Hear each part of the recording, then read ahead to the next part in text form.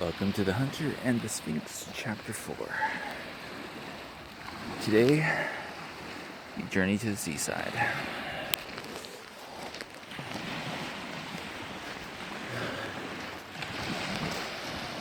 It's quite a beautiful day today. And as it happens, our beloved Sphinx, named TM, has detected that the hunter is journeying a little further east than he normally would be, off towards the seaside. Curious, the Sphinx decides she'll go drop in on the hunter and see what he's up to. Well, using her Sphinxy abilities, she eventually comes upon the hunter at the seaside, as it looks like he's about to go into the water. Wow, what are you doing way out here today? Well, as it happens, I have a job that requires me to hunt a giant crab. Wow. Crab legs. Not for you, Sphinx. It's for my client. Oh, too bad. Wow.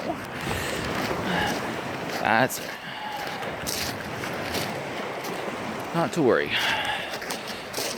If we're lucky, might be some smaller ones around that you could have. Wow. So, tell me about this giant crab. It looks like you're about to go into the water. Yeah, that's right. They don't really come out onto the land, so I've got to go down into the water. I'll try to hunt them there. Wow. So, no bow, no laser rifle. Nope. Today, I'm using the old trusty spear gun. Better hope you get him in one shot. Well, that's the idea. Otherwise, he might decide that one of my arms would look better detached from my body. Wow. So, you're not worried about, the eels? Yes, I'm worried about the eels. Well, hopefully, I'll be able to avoid any giant electric eels. They're not very friendly. Oh, and what about the murlocs? Yes, why do you think I am this far away from their village?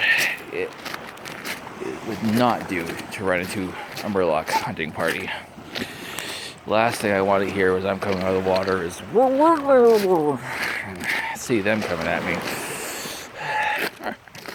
Well, I will go back to the trees and watch from a perch. Let's see how you do. Maybe you can bring me some crab legs. Right, I'll get right on that. And with that, the hunter waded out into the ocean and dove in. The Sphinx found herself a comfy perch and started surveying.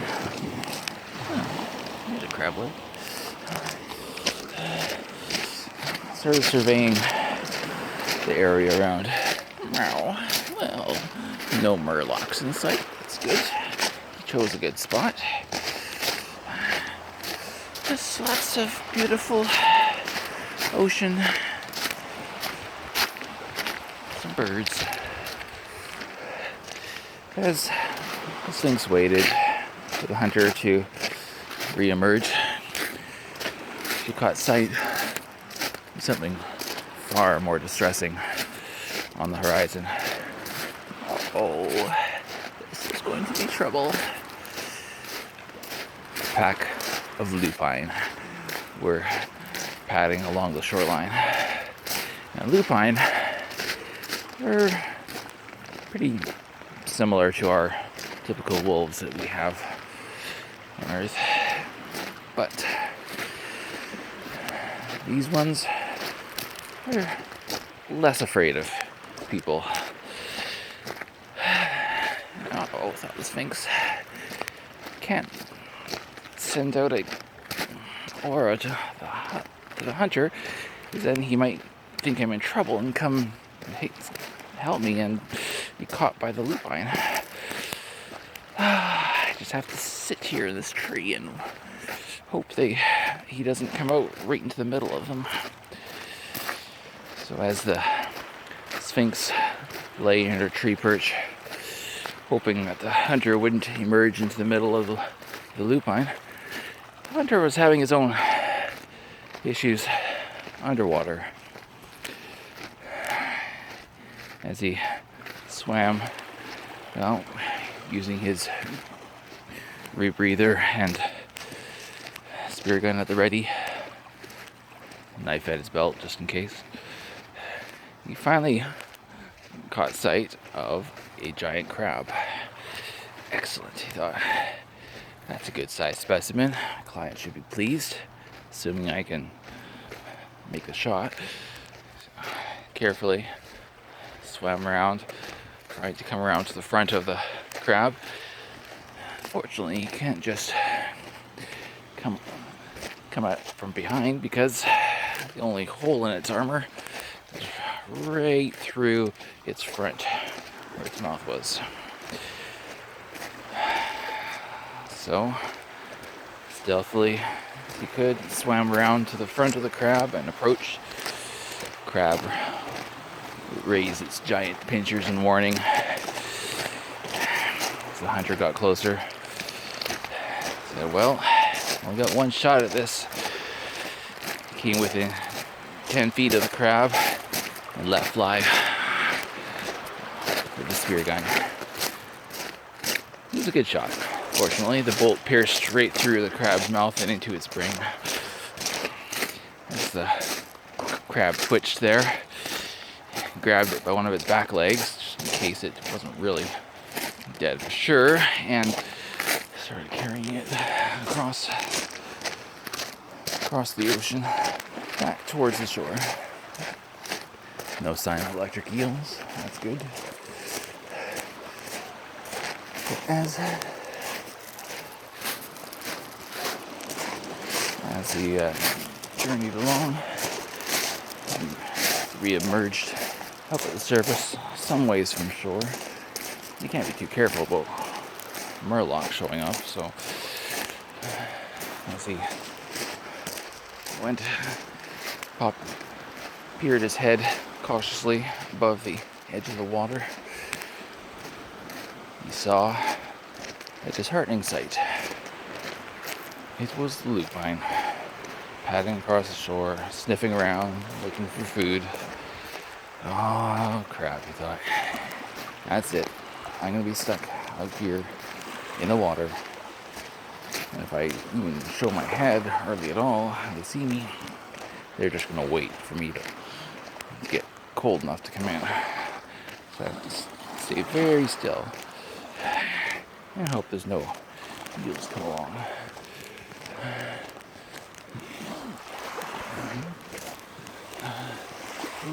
Let's go across this way. The bird. So, as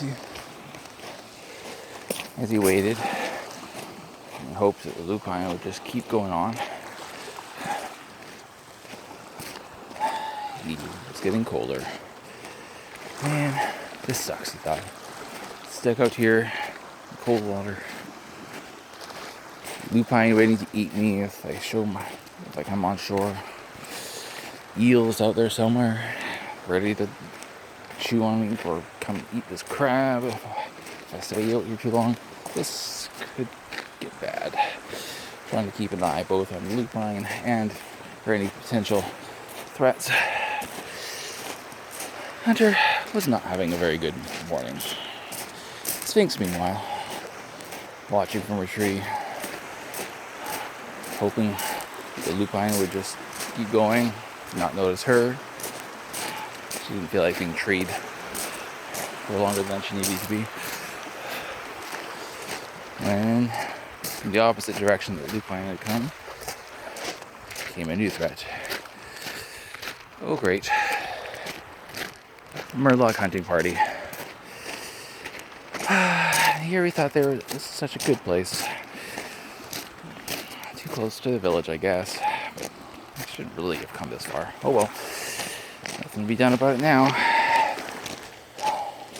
Let's watch how this plays out. Sphinx couldn't do anything but watch.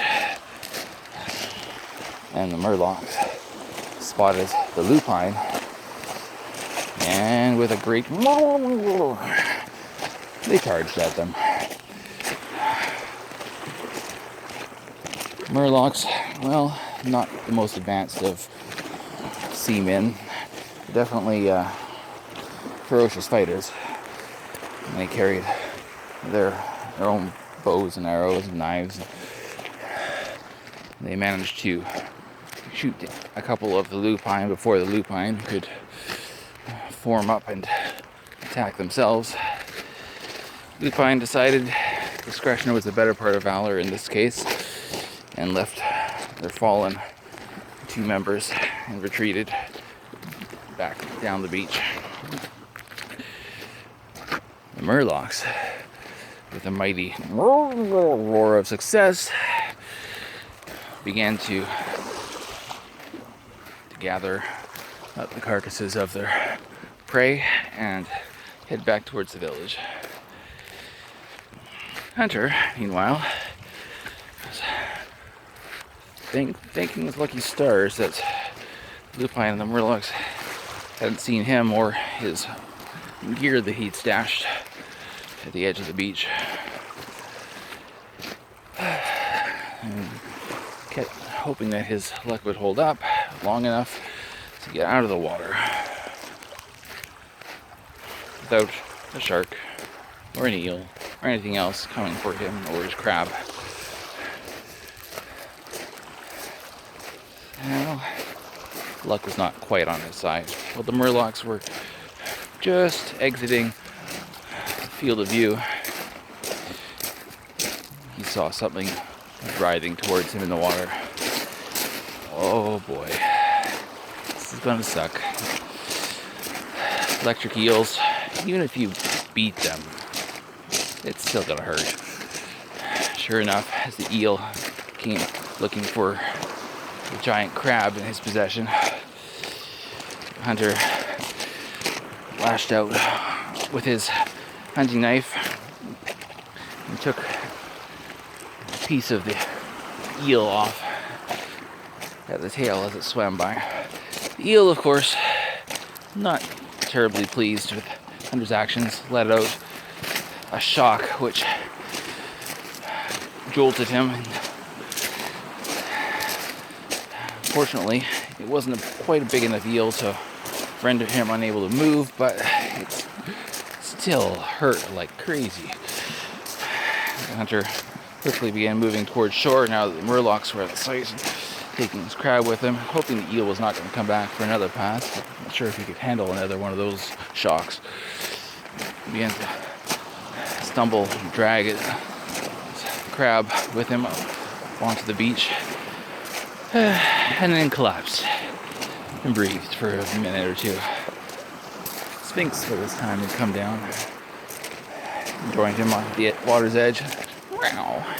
Well, that was a bit of tension now, wasn't it? Yeah, that was not very fun to the Hunter. I got shocked by the eel. Oh, that's what happens when you linger in the water too long with the giant crab carcass. Speaking of, did you bring me any crab's legs? No, did not bring you any crab's legs. Happy to have emerged with what I was paid to get and my life.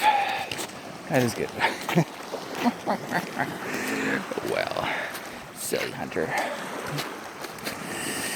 Humans aren't meant for the water, don't you know? Yeah, not the best swimmers. And I suppose sphinxes are. Oh, no, no, no, no, no, no. Sphinxes don't really like the water either. You know, I won't drown in it, but no water for me. So, the hunter retrieved his gear and went on his way, saying goodbye to the Sphinx.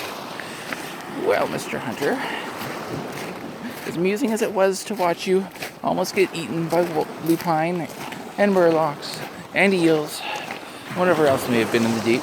Did you see that big shadow, by the way, that was stalking? What shadow? Oh, well, never mind. I won't mention that then. Sphinx. Wow. I shall be returning, but we shall see each other soon. Never fear, never fear. And with that, the Sphinx loped off through the jungle again. Silly Sphinx. I swear. She either knows when I'm going to be in trouble and likes to come watch, or brings the trouble with her. Really hard to tell which at this point. With that, the hunter loaded up his giant crab and went to go get paid. Well, that's it. That's it for the ocean for today. Happy trails.